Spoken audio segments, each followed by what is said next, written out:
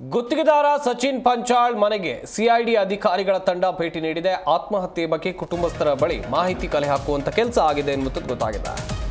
ಬೀದರ್ನ ಭಾಲ್ಕಿ ತಾಲೂಕಿನ ಕಟ್ಟಿ ತೋಂಗಾವ್ ನಿವಾಸಕ್ಕೆ ಭೇಟಿ ನೀಡಿದ್ದಾರೆ ಸಿಐಡಿ ಡಿವೈಎಸ್ಪಿ ಸುಲೇಮಾನ್.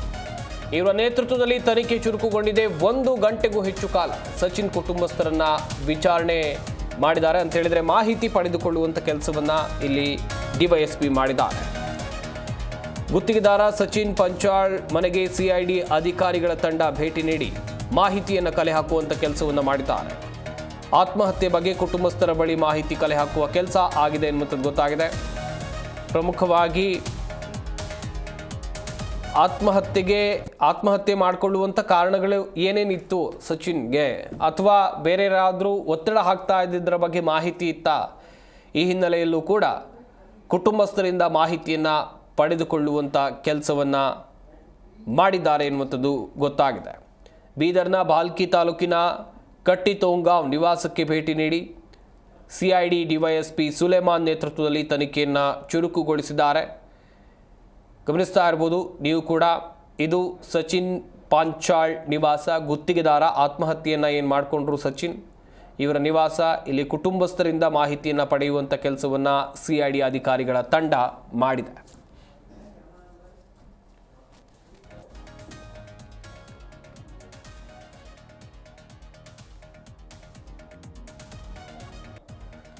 ಈ ಬಗ್ಗೆ ಇನ್ನಷ್ಟು ಮಾಹಿತಿಯನ್ನು ಕೊಡ್ತಾರೆ ನಮ್ಮ ಬೀದರ್ ಜಿಲ್ಲೆಯ ಪ್ರತಿನಿಧಿ ಅನಿಲ್ ಕುಮಾರ್. ದೂರವಾಣಿ ಸಂಪರ್ಕದಲ್ಲಿ ಜಾಯ್ನ್ ಆಗ್ತಾ ಇದ್ದಾರೆ. ಅನಿಲ್, ಒಂದು ಕಡೆಯಲ್ಲಿ ಸಚಿನ್ ಪಂಚಾಳ್ ಆತ್ಮಹತ್ಯೆ ಪ್ರಕರಣಕ್ಕೆ ಸಂಬಂಧಿಸಿದಂತೆ ಸಾಕಷ್ಟು ರಾಜಕೀಯ ಹೋರಾಟಗಳು, ಆರೋಪ ಪ್ರತ್ಯಾರೋಪಗಳು ನಡೀತಾ ಇದೆ. ಇತ್ತ ಸಿಐಡಿ ತನಿಖೆ ಎಲ್ಲಿಗೆ ಬಂತು ಅಂತ ಹೇಳಿ.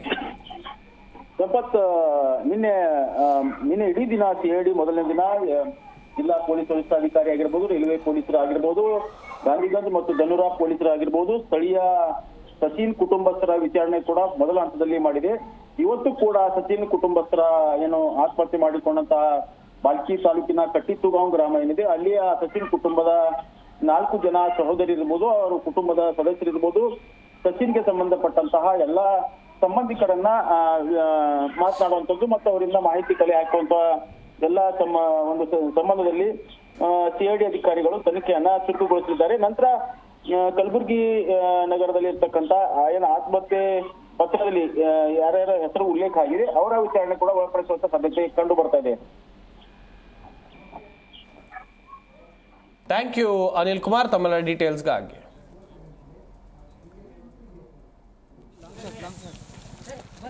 ಹಿಂದ್ಬಾರಿ ಎಲ್ಲರೂ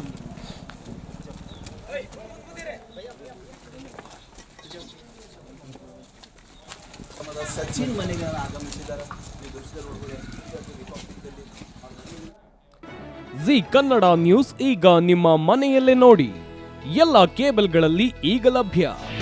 ನಿಮ್ಮ ನೆಚ್ಚಿನ ಜಿ ಕನ್ನಡ ನ್ಯೂಸ್ ಈಗ ಸನ್ ಡೈರೆಕ್ಟ್ ನಲ್ಲಿ number 292, Tata Play number 1664, Jio TV number 1334, NXT digital number 30, in cable number 30, city networks 51, U digital number 162, GTPL number 17, Rockline telecommunications number 42, Shri Basaveshwara cable number 168, rural cable network 60, Vinayaka digital 57, Abhishek cable 821, city channel 53, Siddeshwara cable network 57, ವಿ4 digital infotech 628, Surya digital networks 53, Gajanan digital number 836, Malnad Infotech Private Limited number